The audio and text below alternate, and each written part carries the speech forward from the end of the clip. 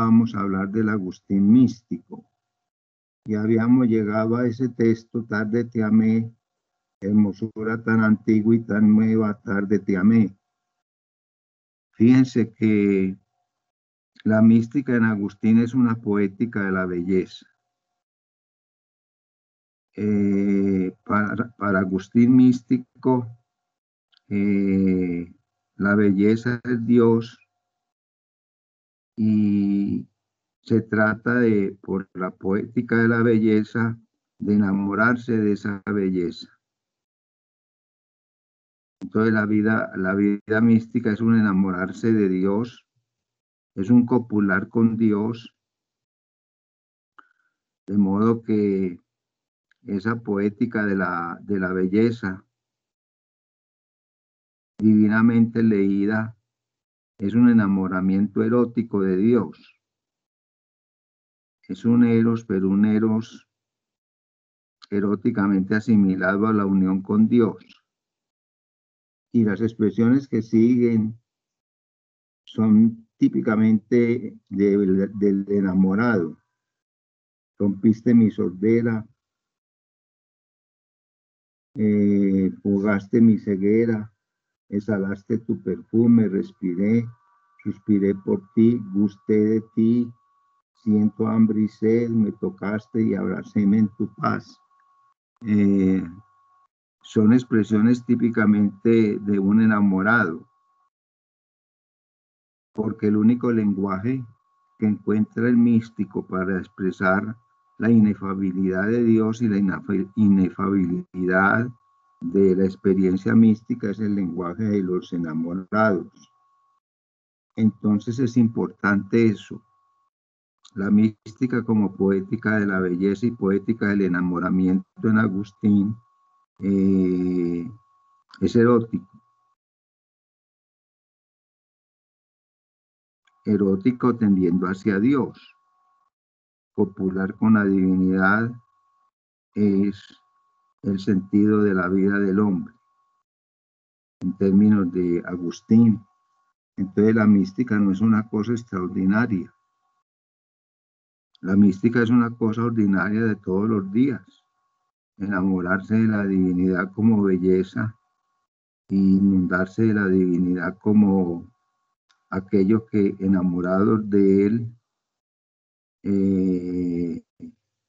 convierte poéticamente al que busca a Dios en un enamorado de Dios. En San Agustín, la unión con Dios se desarrolla en 7 pasos, pero no los vamos a ver, sino que vamos a ver cómo Agustín va a distinguir en esos 7 pasos que él desarrolla en el de Quantitate Anime sobre la extensión del alma. No se los, ni siquiera se los voy a leer. En sus virtus tranquilitas, ingreso, contemplatio, pero sí me interesa una cosita que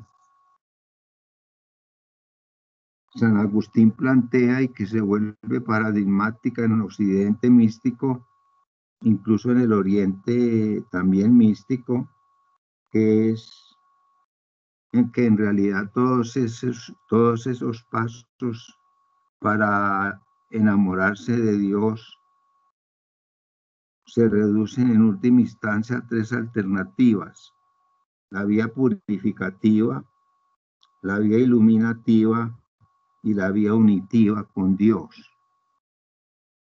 La vía purificativa, la catarsis de los griegos, en Agustín es la lucha contra los vicios. Es una cosa muy enredada porque hay éticas no cristianas, sino civiles, que, por ejemplo, plantean civilmente y laicamente que hay que no dañar a nadie. Y ese es la laicidad de la ética, no dañar a nadie. O como decimos en el refrán popular, no querer para el otro lo que uno no quiere para sí mismo. Pues bien, esa es la lucha contra los vicios, entendido vicios en el sentido de que la vida es una agonía, un combate, una batalla entre el bien y el mal, o como decíamos, hablando de Agustín antes, entre la ciudad de Dios y la ciudad del hombre, entre Jerusalén y Babilonia. Lo que pasa es que a eso Agustín le da un nombre, lucha contra la concupiscencia. Entonces asistimos a una libidinación, si se puede decir así, de la mística. Concupiscencia, luchar contra los deseos que de alguna manera nos alejan de Dios. Entonces, nos alejamos de Dios cuando los deseos no nos unen a Dios. Esa libidinación de la experiencia mística, donde la libido debe orientarse hacia la divinidad, convierte también la mística en el enamoramiento de Dios. Y enamorarse de Dios es luchar contra los deseos que nos separan de Dios.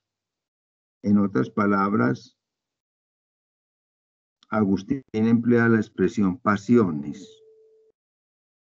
Luchar contra las pasiones que nos alejan de Dios. Hay pasiones que nos acercan a Dios, como el amor. Hay pasiones que nos acercan a el deseo de amistad, pero hay pasiones que nos alejan de Dios, como la ira, como la gana como las ganas de dañar al otro, como las ganas de enriquecerse ilícitamente. Pues eso nos aleja de Dios y de esa poética del enamoramiento. Este dominio del patos, pues es precisamente para Agustín la conversión. Eso ya estaba en los griegos. El concepto griego de conversión, o lo que los latinos traducen por conversión, en griego tiene dos nombres, dos categorías: epistrofé, que es cambio de mirada para efectos de orientar la vida por un camino concreto y específico, y metanoia, que es cambio ya en el sentido de conversión a Dios, volverse hacia Dios. Profe, perdona ahí Sí, por la interrupción, una pregunta. Pero el deseo normalmente nos llevaría a todo lo contrario de, por decirlo así, el deseo nos aleja más de Dios hasta cierto punto, porque nosotros deseamos lo que no podemos alcanzar. Por ejemplo, Eloísa desea mucho a Abelardo, ya porque no puede tener esa relación, no puede congenitar con él. Y sí, así somos nosotros deseamos lo que no podemos alcanzar. Entonces, si nosotros deseamos entender a Dios, porque no lo podemos entender hasta cierto, no lo podemos entender completamente, pero nosotros en gran medida deseamos lo malo. sí.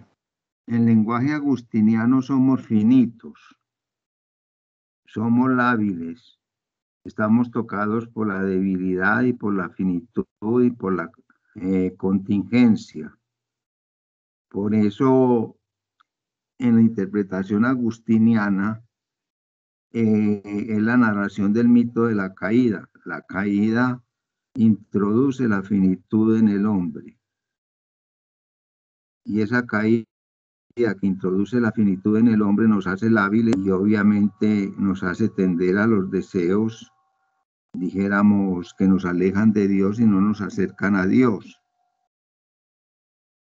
Totalmente de acuerdo, uno y lo vemos palpable en Eloísa, que hace de la erótica, pero de la erótica entendida en términos de la sexualidad, su punto de referencia, y que se queja por el reculamiento de Abelardo. Eso es la caída en Agustín. Entonces, la caída en Agustín introduce la finitud en el hombre, y por el hombre ser finito, es débil y lábil, y por lo mismo o tiende al bien o tiende al mal. Él pone el ejemplo de Caín y Abel, o pone el ejemplo de Goliat y David, o pone el ejemplo de Jerusalén y Babilonia. En ese sentido tiene usted plena razón. Uno desea lo que no puede alcanzar, y ese deseo de no poder alcanzar lo que se desea lo desarrolla Agustín en un librito de los diálogos de Casiciago, que es la vida civil, que es la vida bienaventurada, la vida feliz. Es un diálogo muy pequeño en donde San Agustín en última instancia está planteando que ser feliz es tener lo que se desea, y el que carece de lo que se desea es infeliz. Entonces, él emplea la expresión frui. Frui en latín significa gozar. Gozar de Dios es lo que nos hace de alguna manera felices, porque es la respuesta a la finitud humana como plenitud en Dios. El hombre se llena de Dios, se enamora de Dios, entonces la finitud en cierta manera se hace infinitud. Y ese es el juego siempre con el oxímoron. El hombre finito es infinito en la plenitud divina.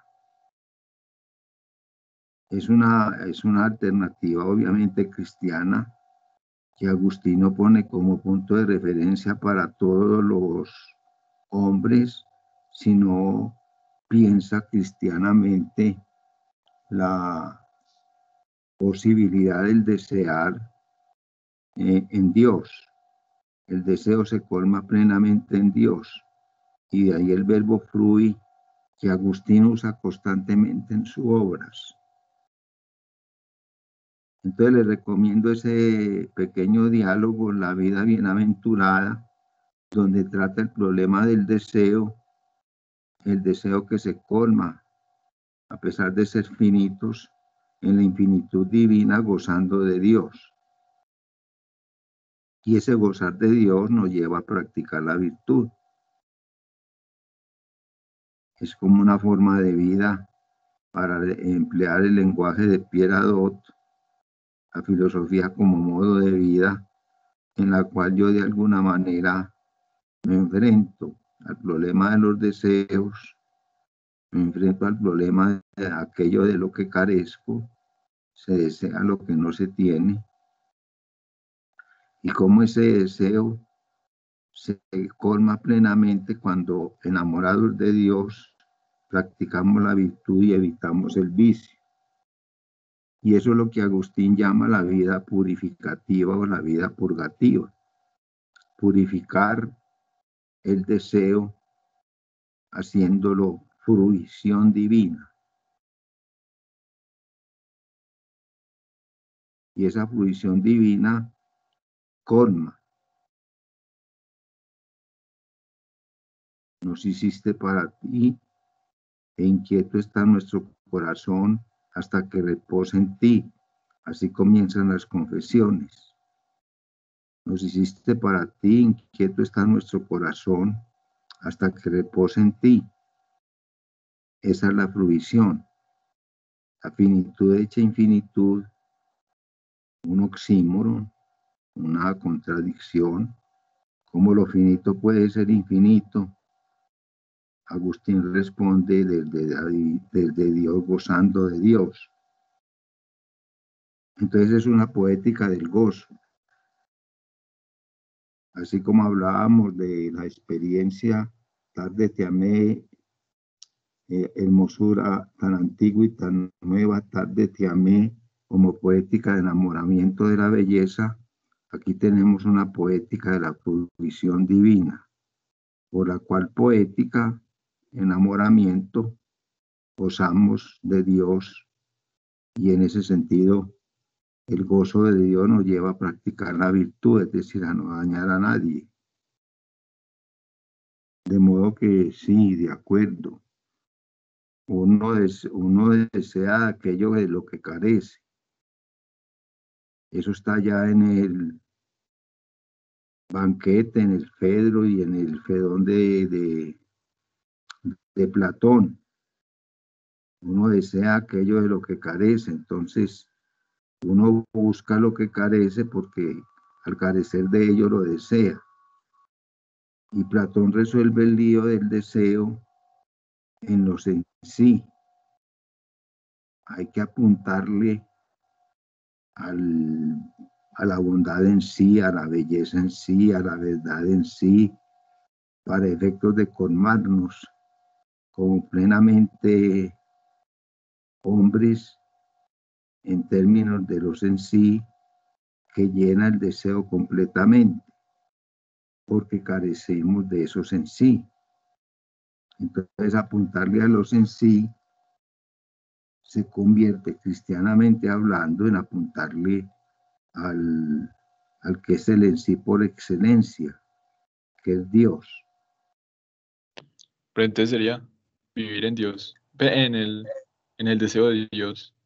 Sí, sí, vivir en el deseo de Dios, que en esta vida pues se agarra no del todo, por eso hablábamos de la vía apofática del místico, vía apofática del místico que sabe que agarra sin agarrar a Dios, que goza sin gozar de Dios, que busca a Dios sin Dios, como dirá el maestro Eckhart. El maestro Eckhart dice que ser místicos es unirnos con la divinidad y gozar de la divinidad, sabiendo que ese gozo no es gozo pleno todavía. Por eso Agustín traslada la fruición divina después de la muerte. Con la resurrección, eso ya es muy cristiano, la resurrección y la visión beatífica, ver cara a cara a Dios. Entonces ahí se llena plenamente el deseo de gozar de Dios. Totalmente de acuerdo.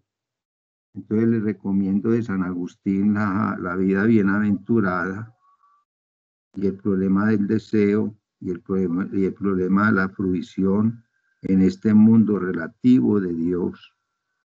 Una fruición, un gozo divino relativamente porque somos finitos. Y él en las retractaciones, San Agustín escribe al final de su vida un texto llamado Las Retractaciones, en el cual analiza cada una de sus obras, nos dice cuándo la escribió, con qué propósito la escribió y hacia dónde apunta la tesis central del libro. En las retractaciones nos dice que él pensó en la vida bienaventurada, que gozar de Dios era posible en esta vida, plenamente hablando. Eso se retracta de ello y dice: insistí mucho en el gozo posible de Dios en esta vida. No, se logra después de la muerte con la visión beatífica, y ahí entra el campo de la resurrección como punto de referencia escatológico para el cristianismo. El fin final del hombre es morir para vivir en Dios. esa es la tesis agustiniana ya dura, que es la tesis del creyente. Después de la vida, después de la muerte, sí hay vida, y esa vida es plenamente divina, gozando de Dios, viéndolo cara a cara. Entonces el deseo se cumple finalmente, no en esta vida, sino después de la muerte. Perdón, Sí. o al diablo en algunos casos, no, al demonio. También. Obviamente que uno puede gozar del mal, y al gozar del mal, pues realizar plenamente su finitud humana. Entonces, la suma diabólica, así como hay una suma teológica y una suma diabólica. Y esa suma diabólica habla del diablo, habla del mal, como un enamoramiento del mal. Y ese enamoramiento del mal lo llena uno, plenamente hablando. Yo creo que el que goza dañando al otro, pues se siente plenamente hombre dañando al otro. Y ese puede transformarse en un gozo que San Agustín llamaría babilónico, pero es posible, es la lucha entre el bien y el mal, es la lucha entre el diablo y Cristo, es la lucha entre la ciudad de Dios y la ciudad del hombre, de las cuales uno se puede enamorar perfectamente. Entonces hay una mística del mal, sí señor, hay una mística del mal, hay una mística del deseo realizado en el mal,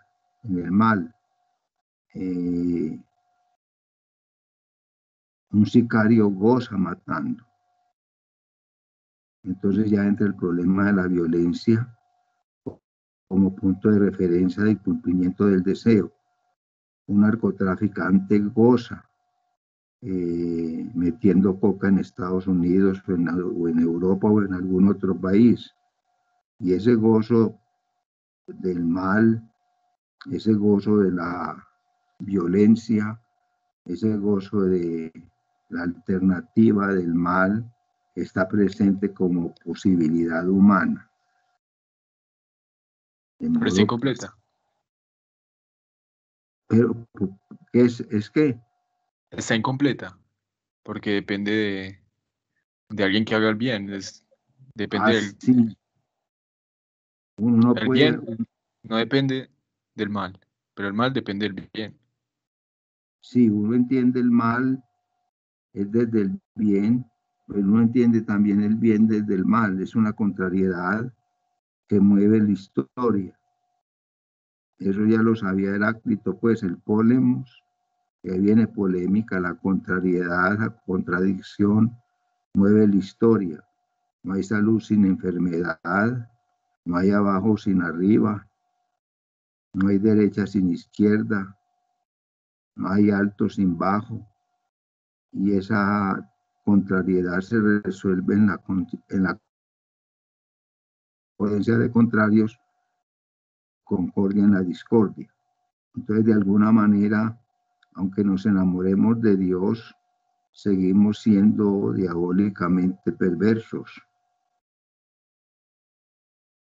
Eso no quita el enamoramiento de Dios, es decir, en términos cristianos, es la lucha entre Jerusalén y Babilonia, que será un combate eterno, un combate de toda la vida.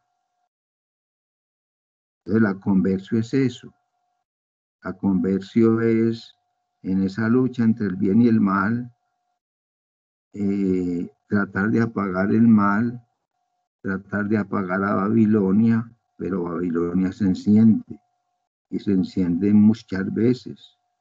A pesar de uno habitar Jerusalén, se enciende muchas veces. Entonces el hombre es a la vez vicio y virtud. El hombre es a la vez Babilonia y Jerusalén. Y por eso dice Agustín que el hombre es la gran cuestión la gran cuestión que se plantea la filosofía. Cuestión magna la llama Agustín. Es un misterio. Es un misterio. En el sentido no de creencia, sino en el sentido en que lo entiende Marcel al distinguir el misterio de lo que no se puede resolver filosóficamente. En cambio, el problema es lo que se puede resolver filosóficamente. Entonces, si entendemos misterio en ese sentido, no en el sentido de los misterios cristianos, sino en el sentido de lo que no se puede resolver racionalmente, obviamente que el hombre es un misterio, magna cuestión. Gran cuestión es el hombre, porque en su finitud vive siempre luchando entre Babilonia y Jerusalén. Siempre. Así como en el marxismo la lucha de clases mueve la historia, o la acción de tomar y ser tomado mueve la historia, en San Agustín la historia la mueve la lucha, la agonía, el combate, el agón entre Babilonia y Jerusalén. Profe, una pregunta. ¿Y cómo sabe uno cuándo ganó Babilonia y cuándo ganó el Jerusalén en las personas? Porque, por ejemplo, los políticos son lo más Babilonia que existe, los congresistas, por ejemplo, Sí, pero en ellos también debe existir un Jerusalén. claro, alguna cosita de bueno les queda, a pesar de la finitud radicalmente babilónica en que viven desde la corrupción.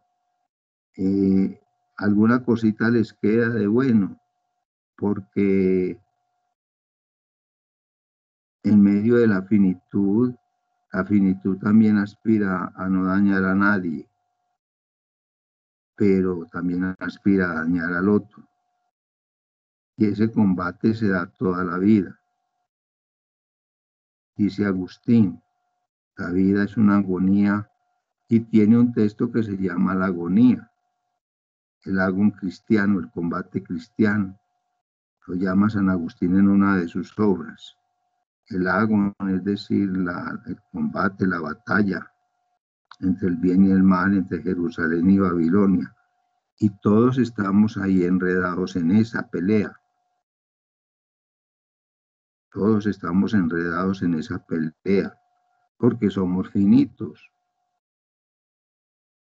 Que somos finitos. Profe, Sí, ¿hay alguna creencia o doctrina o algún pensamiento del cristianismo, desde la filosofía, que mantenga en paz Babilonia y Jerusalén? no.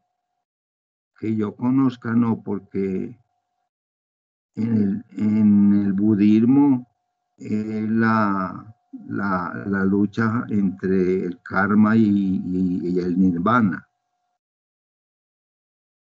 Por ejemplo, por poner un ejemplo no cristiano, en el budismo uno tiende hacia el nirvana, hacia la serenidad plena, pero tiene el karma que de alguna manera lo excita a uno a no vivir serenamente, sino deseando lo que de alguna manera perturba.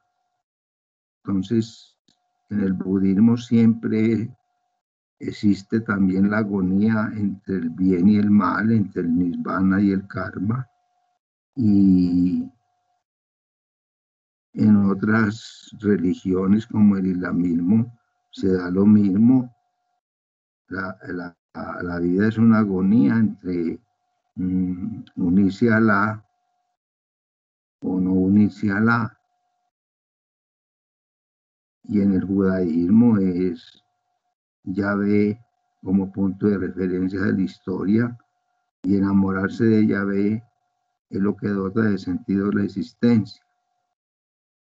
Entonces siempre en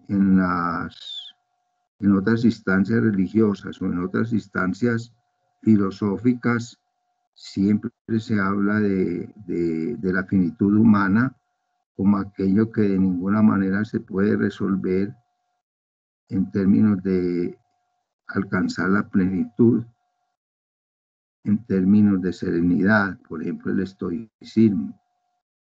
El estoicismo sabe que la vida es plenamente agonía y lucha, y el estoicismo, por ejemplo, de Séneca, nos indica que la riqueza, el honor, los placeres, la fama, la gloria, siempre están ahí como punto de referencia perturbadora de la serenidad. Entonces, también es un combate entre luchar contra esos deseos para alcanzar la apatía o la ataraxia como serenidad. Entonces, hasta en las filosofías grecorromanas, como la de Séneca o la de Marco Aurelio, siempre se da ese combate, siempre se da ese combate. La vida humana es agonía, la vida humana es lucha entre el bien y el mal. Porque yo, por ejemplo, sabía que Germán Hesse tiene un libro en el que trata de un dios, pues la verdad no sé mucho al respecto y quería ver si usted conocía pues como algunas creencias, ya me dijo que no.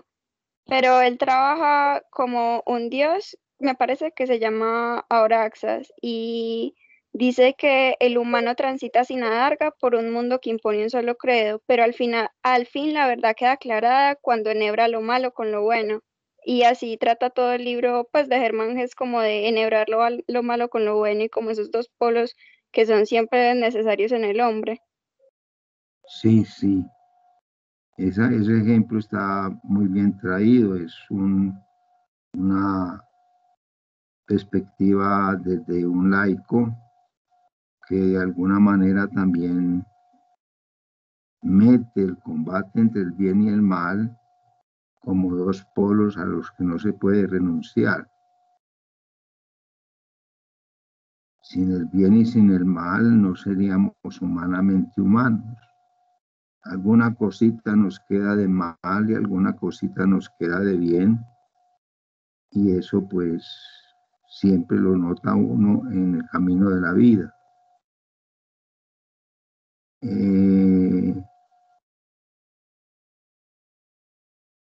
Thomas Mann, ya se los había hablado en el texto José y sus hermanos. El primer tomo son 4 volúmenes. El primer tomo pues está dedicado, como les decía, a los mitos fundacionales de la cultura hebrea. Y uno de los mitos fundacionales de la cultura hebrea es la caída. Pues el comer del árbol del bien y del mal. Es una metáfora, un símbolo del árbol del bien y del mal. Uno come de los dos, el bien y el mal. Y por eso somos finitos, lábiles y contingentes, y nos inclinamos hacia un lado o el otro.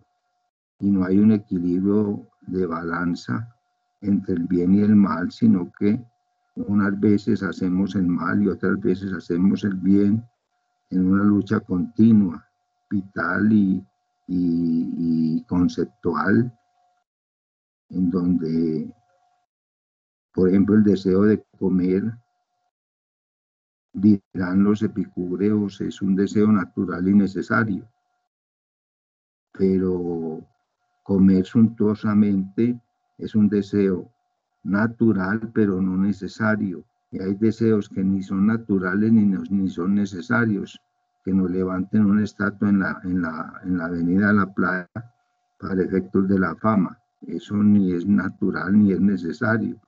Entonces, la taxonomía de los placeres en el epicureísmo también habla de esas realidades, el bien y el mal. Hay deseos naturales y necesarios como comer y beber. Hay deseos naturales no necesarios como comer y beber suntuosamente o vestir suntuosamente.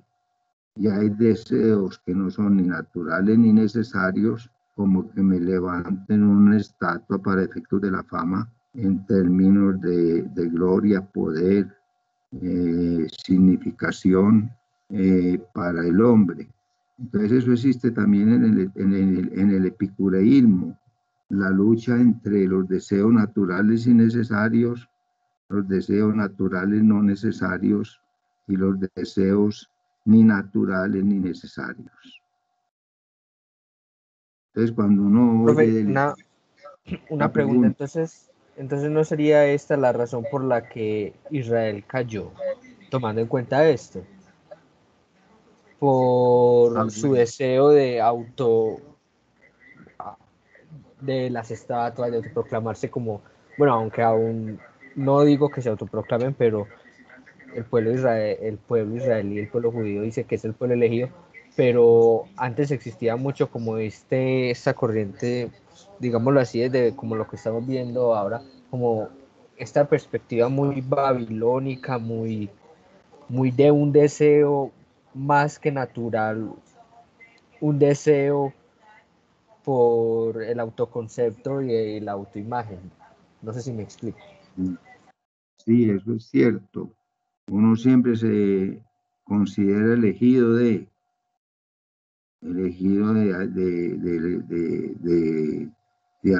Abelardo o elegido de Eloísa, o es decir, de alguna cosa a la cual se ama y uno se ata.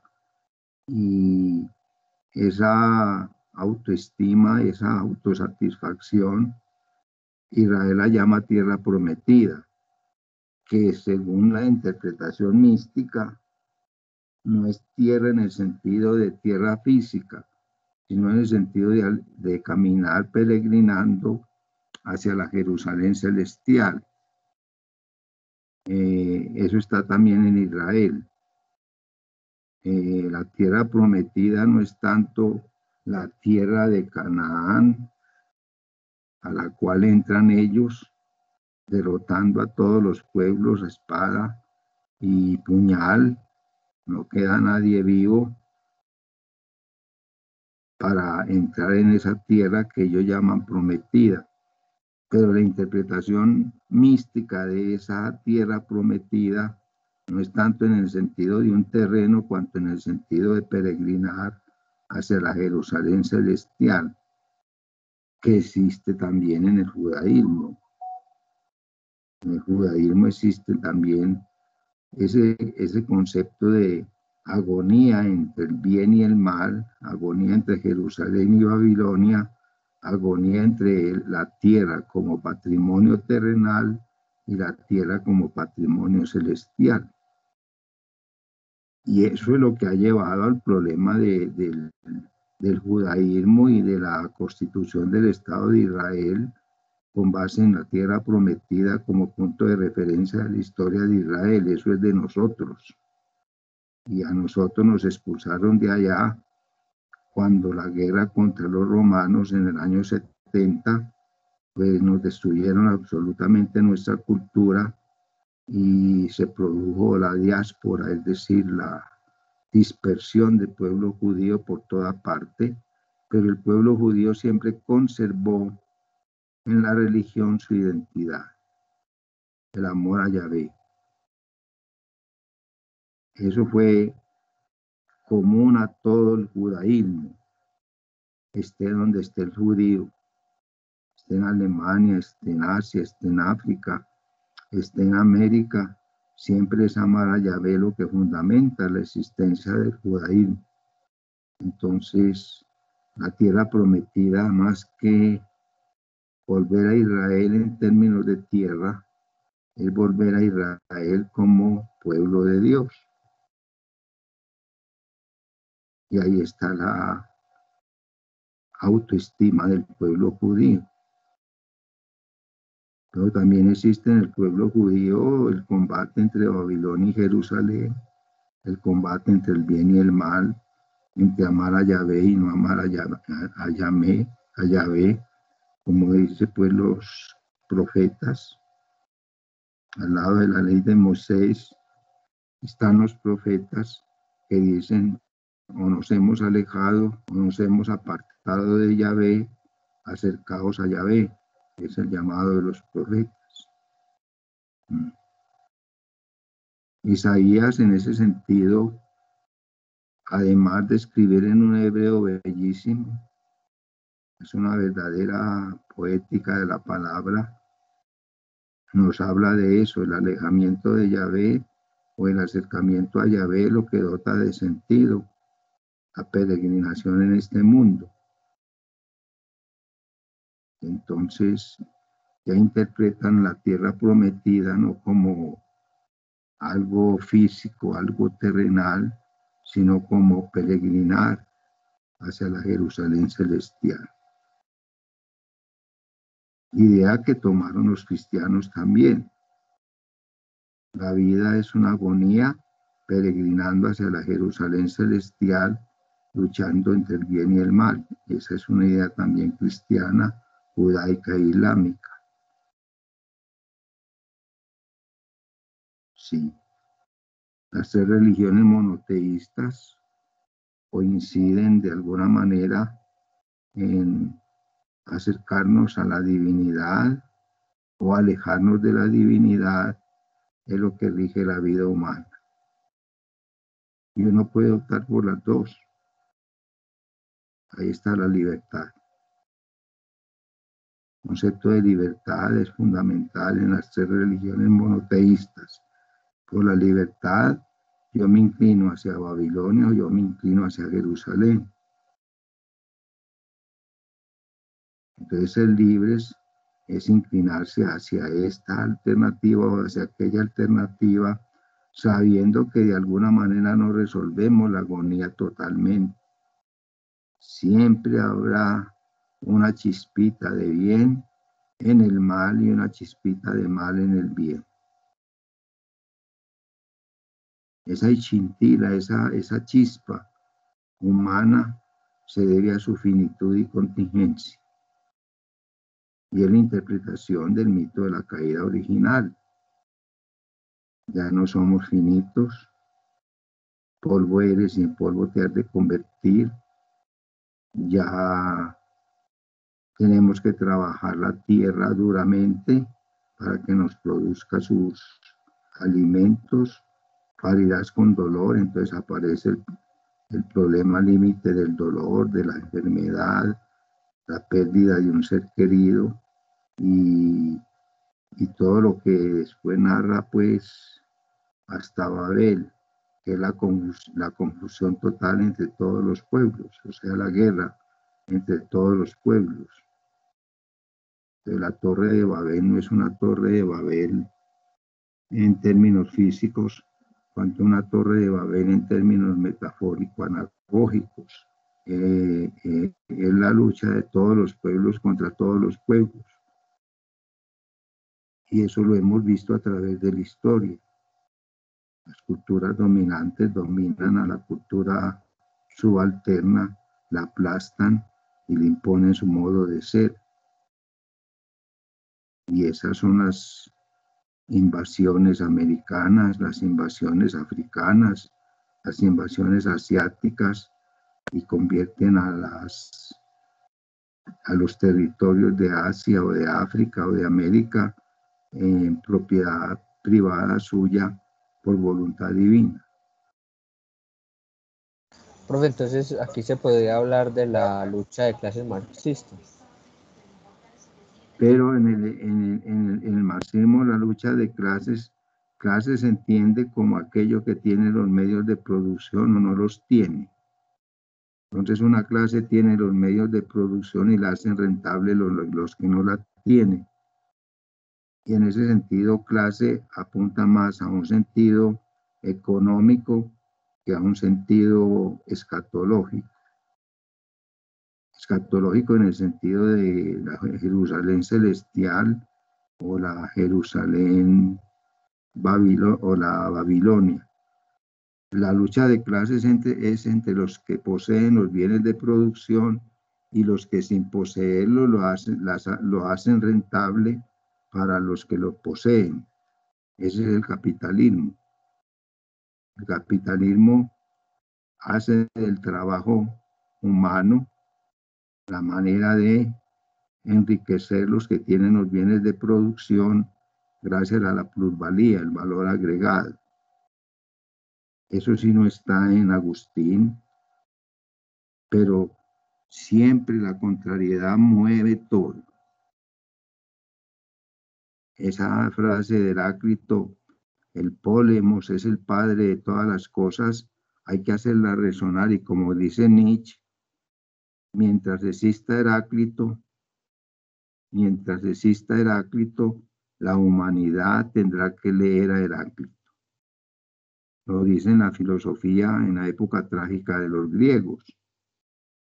Entre otras cosas, un texto maravilloso, que es la historia de la filosofía presocrática. Y ahí está esa expresión: mientras exista la humanidad necesitamos a Heráclito, porque el pólemo lo mueve todo. La contrariedad, la oposición lo mueve todo. Sin contrariedad no se entendería la existencia humana. Entonces, camino hacia arriba, camino hacia abajo, una y la misma cosa. El oro a unos enriquece y a otros empobrece. Es de ese tamaño la historia humana, siempre movida por la contrariedad, ya del bien y del mal, ya de la lucha de clases, o en el positivismo, la lucha entre lo positivo y lo positivo, o sea, entre lo útil y lo inútil. Profe, Sí, pero eso no sería tomar al yo como algo concreto, específico, el yo en base a sí mismo y no en base al otro, que es lo que podemos entender por Dios. Entonces, el sí, yo vive en el deseo de Dios y ahí consigue su propio deseo o deseo legítimo, pero él no, pero todo está basado en el deseo original, que es el deseo de dar ser a la realidad, a lo real, perdón. sí, pero recuerden una cosa, que en el cristianismo el deseo de Dios está acompañado del ágape al próximo, no al vecino, sino al próximo, amar al prójimo. Entonces, la peregrinación hacia la Jerusalén celestial se aterriza en el ágape al otro, en la alteridad. Como diría Levinas, el rostro del otro me dice: no me matarás. Entonces, hay una aterrizada de ese deseo de Dios en el amor, no al vecino, sino al próximo, que es aquel con que habitamos, no vecindariamente, sino como amor, ágape al otro en términos de alteridad. Entonces no es un egocentrismo, sino también un alternocentrismo, porque el amor a Dios no se entiende sin el amor al otro.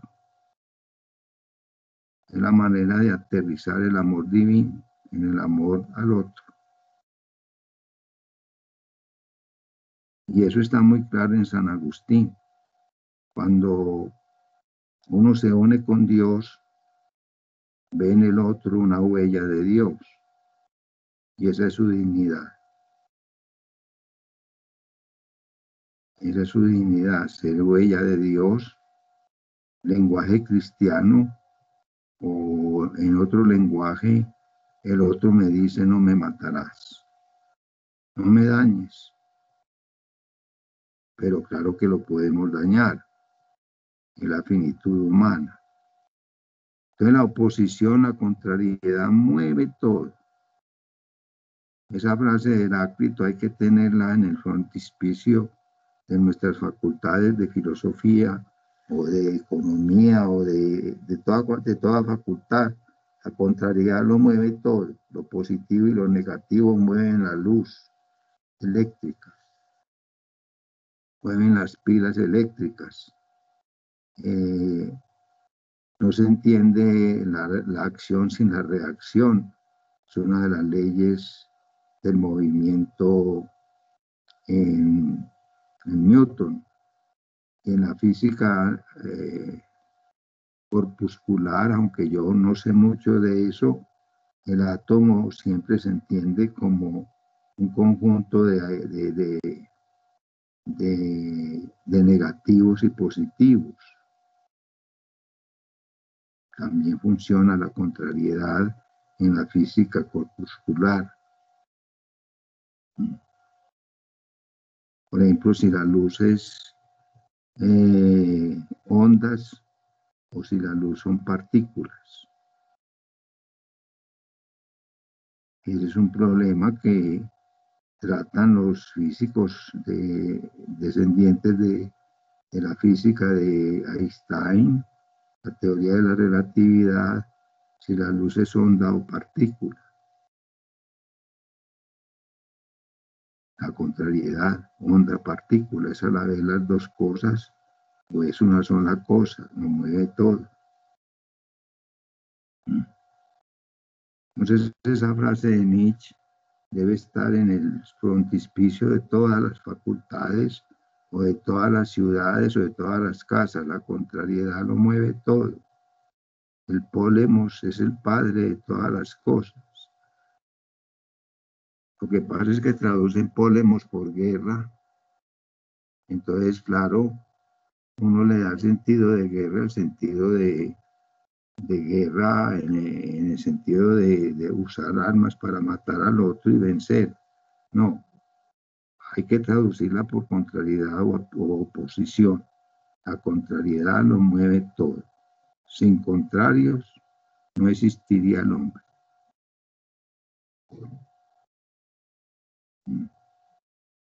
Pero Ahora, el hombre no sería el que sí, mueve todo.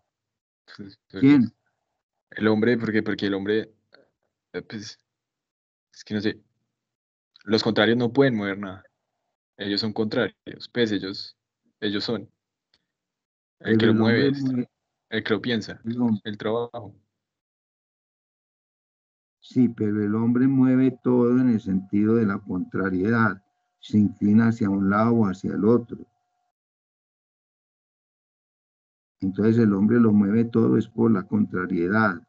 Camino hacia arriba, camino hacia abajo, dice Heráclito, son una y la misma cosa. Yo no puedo entender la salud sin la enfermedad, yo no puedo entender el calor sin la humedad, yo no puedo entender el orden de las estaciones sin el verano y sin el invierno, yo no puedo entender el orden cósmico sino en términos de contrariedad. El desorden y el orden cósmico se juntan en la coincidencia de contrarios, dirá Nietzsche, dirá Heráclito, perdón. Entonces, en los fragmentos que nos han quedado de Heráclito, el hombre lo mueve todo, pero gracias a la contrariedad. Y en eso está la finitud humana, dice Heráclito. Así como el incienso se transforma en todas las cosas por la contrariedad, el hombre es todas las cosas por la contrariedad. Pero es que esa contrariedad no es, pues, la contrariedad se muestra porque vos estás diciéndole algo que es real, algo que, que, que carece de forma, de cosas, pues, algo que es inexplicable, que es indecible, que le voy a decir.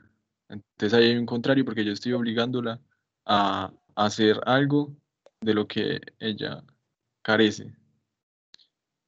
Entonces Sí, yo estoy entrando en contacto con lo real, estoy haciendo que lo real entre en contacto con el espíritu, creando el conocimiento, pues, o la realidad que nosotros entendemos. Entonces, pues, hablar de, eh, pues yo creo que la única contrariedad que se podría ver es eso, es ese conflicto en donde el sujeto entra en contacto con lo real, pero bueno, a partir de ahí yo creo que son adjetivos.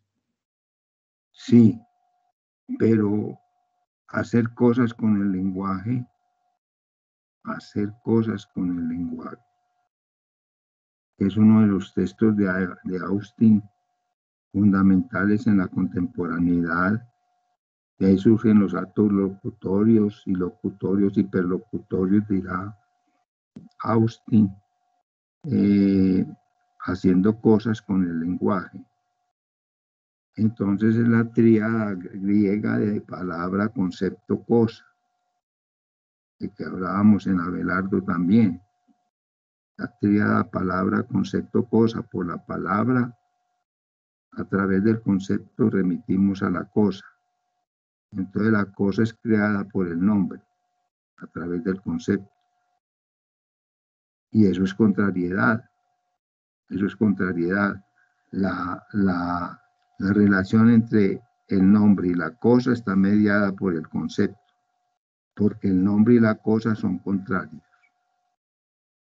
Por eso yo, cuando dice San Agustín en el de Magistro, cuando yo pronuncio la palabra cieno, eso no me huele mal,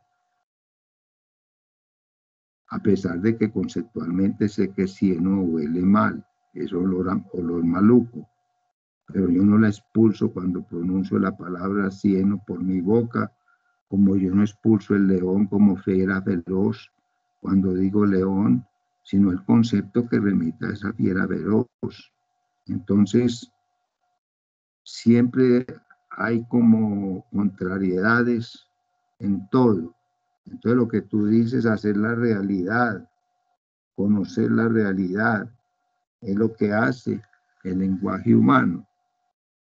Expreso lo que conozco a través de nombres que son convenciones, pactos, entre los cuales existe ponerle nombre a una cosa o ponerle nombre a otra cosa, sabiendo que media el concepto. Yo no expulso la cosa por la boca, sino el concepto. Entonces la tríada palabra, concepto, cosa, o el lenguaje de Saussure,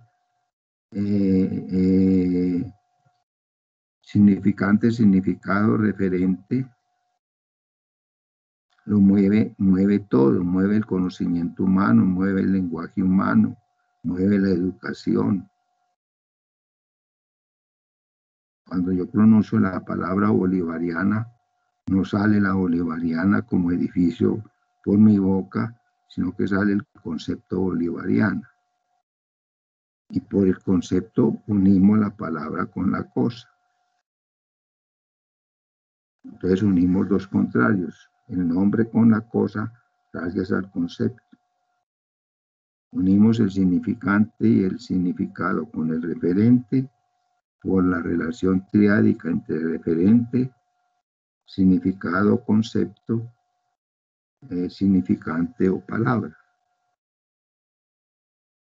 De modo que eso está también muy claro en la reflexión filosófica de la lingüística contemporánea o de la semiología contemporánea. Buscar el sentido de las cosas y buscar el sentido de los textos es de alguna manera una cosa que nunca termina. Es infinita, a pesar de ser finito nosotros. El texto crece con sus lectores. Les he dicho yo muchas veces. Entonces la hermenéutica es hacer crecer los textos, buscándole el sentido que nunca se dará plenamente definido.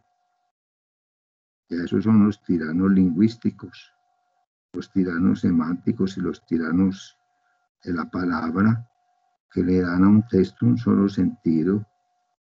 Y entonces desembocamos en el nazismo o desembocamos en los absolutismos totales.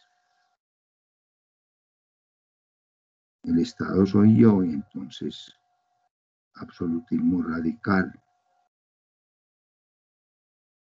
Ya. La dialéctica de Hegel. Bueno, la dialéctica de Hegel es que todo está en movimiento gracias a la tesis, la antítesis y la síntesis, o sea, gracias a la afirmación, la negación de la afirmación y la negación de la negación. Y ahí se mueve todo, en la contrariedad.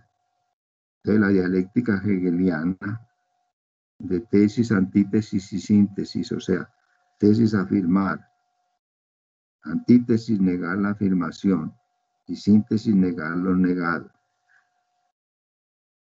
Pero eso es un proceso ad infinitum, siempre se dará tesis, antítesis y síntesis en el devenir histórico de la humanidad.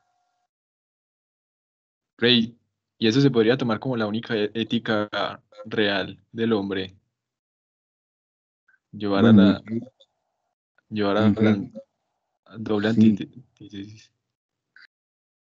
en Hegel existe la diferencia entre eticidad y moralidad. Eso está en la filosofía del derecho de Hegel. La diferencia entre eticidad y moralidad. Y eso está también en Habermas. La eticidad es de alguna manera, pues la moralidad primero es de alguna manera aquello a lo que apunta la costumbre. Y la eticidad es de alguna manera la reflexión sobre aquello a lo que apunta la costumbre. Entonces no es lo mismo la ética que la moral. La moral apunta a las costumbres, la ética apunta a las reflexiones sobre las costumbres. Todos vivimos moralmente, aunque no éticamente. Nunca pensamos en las costumbres. Entonces, de ahí la diferencia en la filosofía del derecho entre eticidad y moralidad. ¿Me hago entender? Sí, profe. Bueno, ¿alguna otra pregunta? Profe, ¿y cómo se define eso ético y lo moral? O mejor, ¿quién define lo ético y lo moral? No, la moral es la costumbre que usted hereda de la tradición por estar inserto en una cultura. Y la eticidad es la reflexión que hacen los filósofos o los teólogos o los humanos sobre la costumbre y por qué esta costumbre. Por ejemplo, si usted va a donde los esquimales y los esquimales la reciben, le ofrecen la primera noche para que duerma con su esposa. Esa es una costumbre esquimal. Quien reflexiona sobre esa costumbre hace ética. Entonces la ética es la reflexión sobre las costumbres de una cultura y la moralidad es las costumbres por estar injertos en una cultura. Y de ahí que no sea lo mismo moral que ético. Aunque etos se traduce por mos, por costumbre, y etimológicamente entonces moral y ética serían lo mismo, etos y mos. Sin embargo, es claro el concepto de eticidad y moralidad. La moralidad es moral en la costumbre como seres culturales y la eticidad es reflexionar conceptualmente sobre esas costumbres para ver si tienen sentido o no. ¿Qué sentido tiene moralmente hablando la costumbre en la ética? Esa eticidad es una cosa y moralidad es otra. Muchas gracias, doctor. Bueno, entonces para terminar la clase hoy, unas dos últimas ideitas. Pues la vida purgativa, dice San Agustín, es el primer paso que uno debe dar en el ascenso a Dios. Purificar los afectos, purificar las pasiones, alejarnos de los vicios. Luego viene la vía iluminativa, que es dejarnos iluminar por Dios, dejarnos poseer por la luz divina, y al dejarnos poseer por la luz divina, de alguna manera ese conocimiento de la luz divina nos asimila a Dios, en cuanto también podemos ser luz que ilumina a los otros. Ese abandono en la luz divina es la vida iluminativa.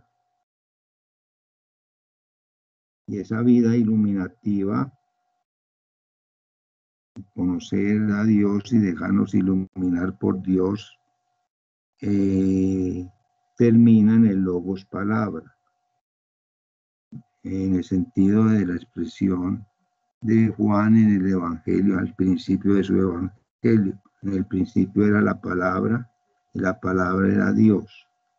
Eso es dejarnos iluminar por Dios, como palabra,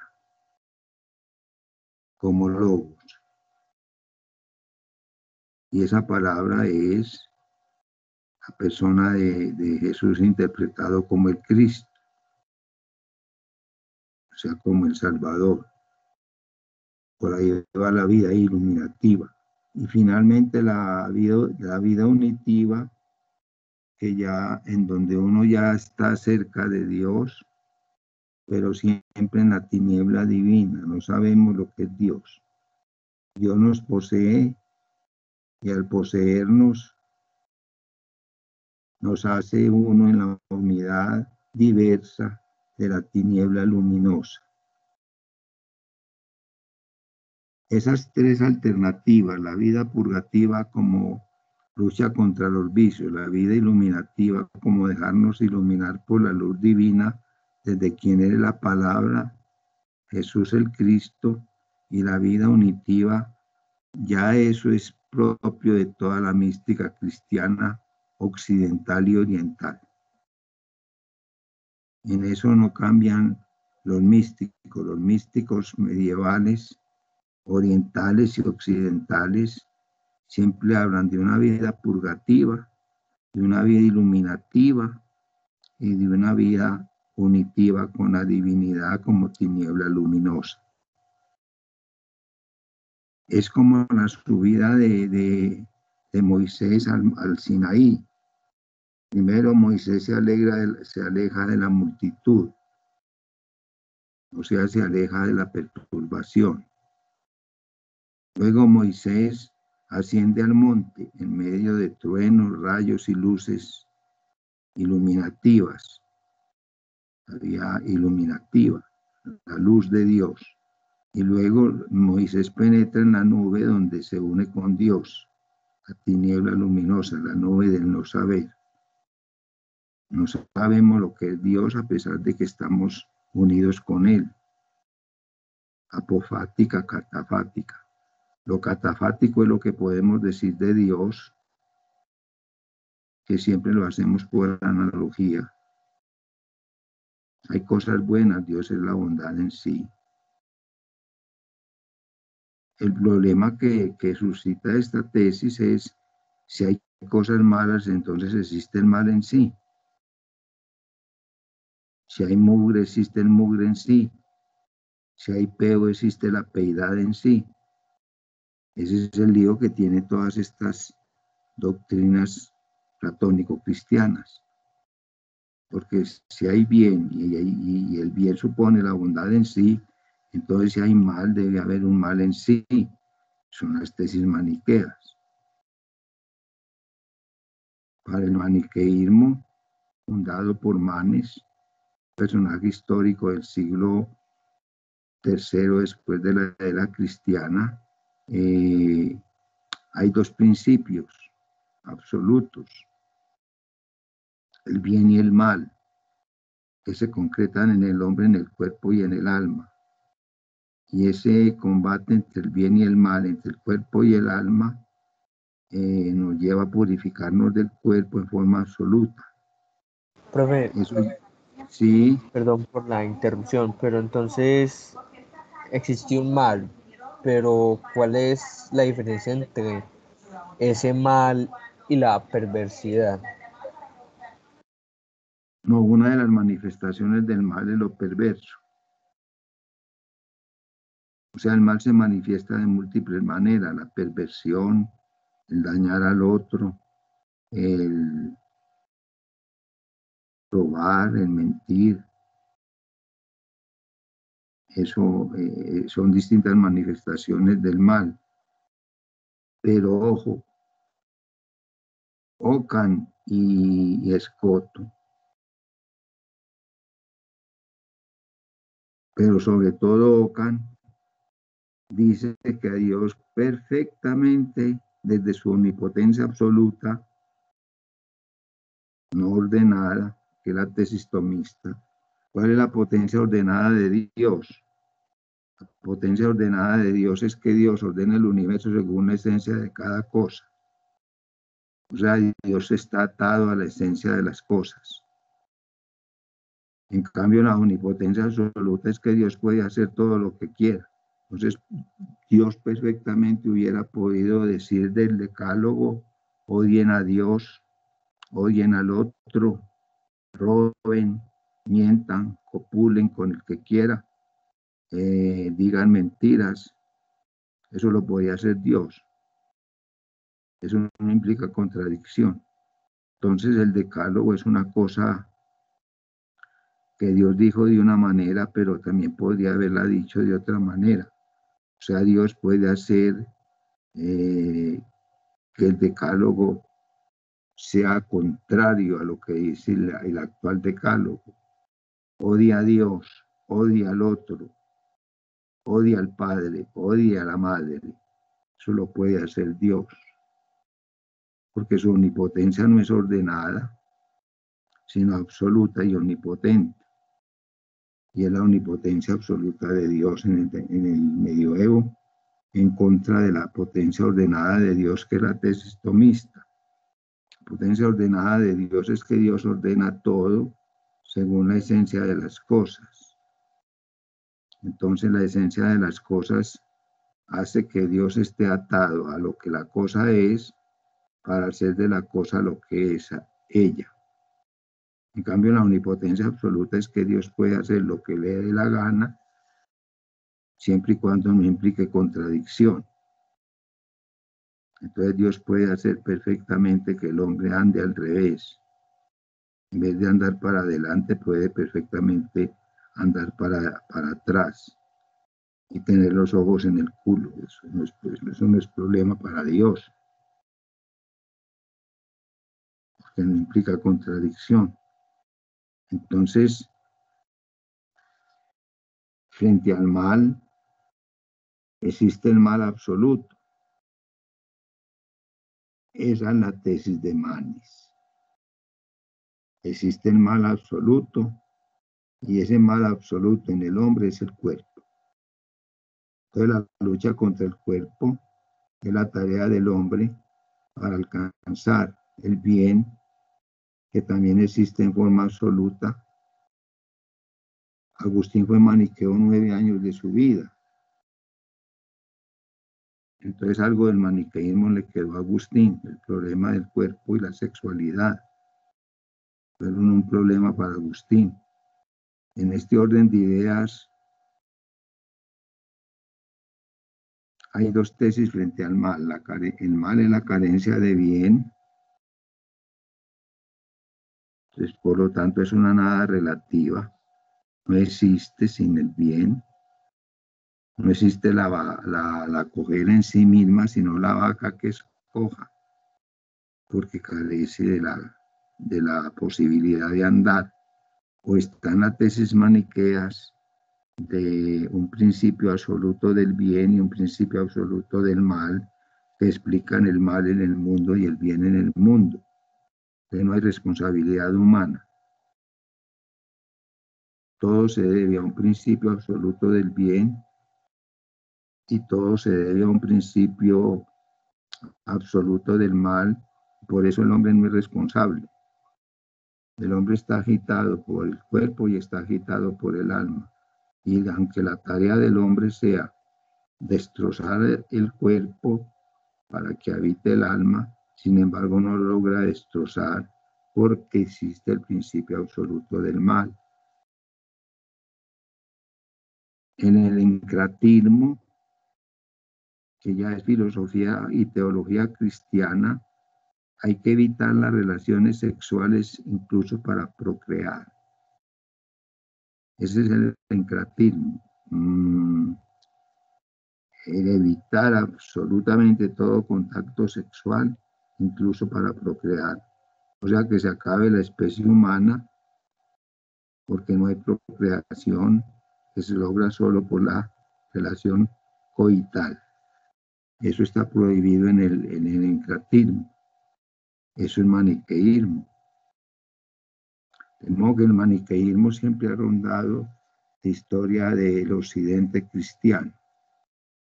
La historia del occidente cristiano, y fue una corriente muy extendida desde el siglo III al siglo VI de la era cristiana, y después en la Edad Media aparece bajo muchas alternativas y muchas posibilidades, en donde el cuerpo se considera de alguna manera el en sí del mal y el alma se considera de alguna manera el en sí del bien, y entonces no somos responsables de nada, porque el cuerpo como el en sí del mal y el alma como el en sí del bien, si yo hago una obra buena la debemos al en sí del mal, al en sí del bien, y si yo hago una obra mala la debemos al en sí del mal, que es el cuerpo.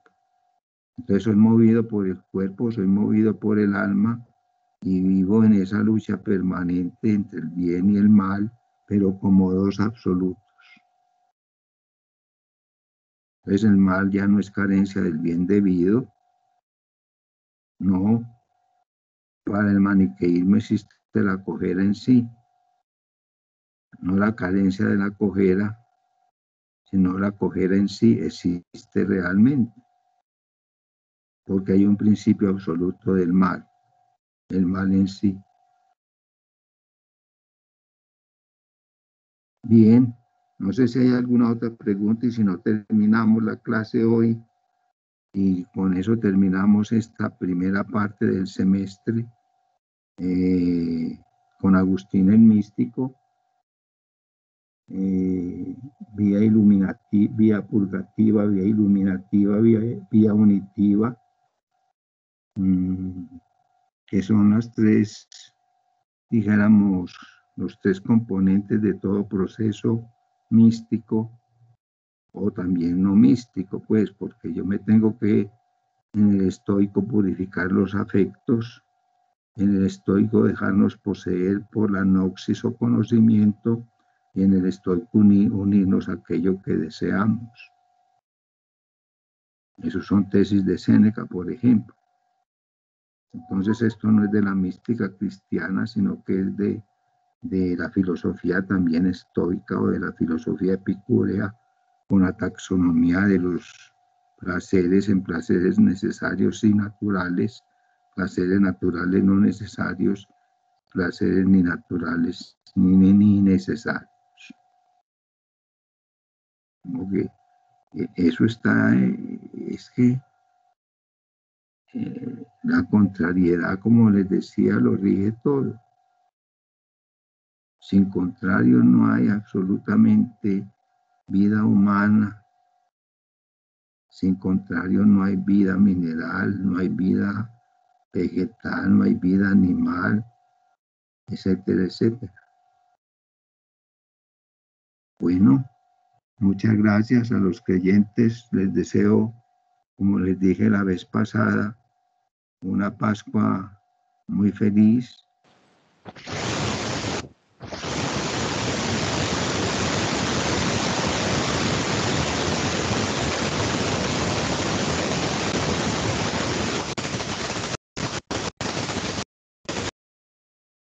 A los no creyentes les deseo una Pascua bien goliárdica.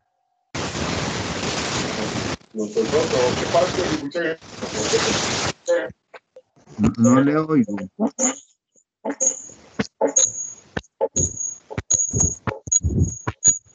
No le oigo nada. Felices Pascuas y muchas gracias. Bueno, Jaime, felices Pascuas para todos los creyentes y felices goliárdicos para todos los no creyentes.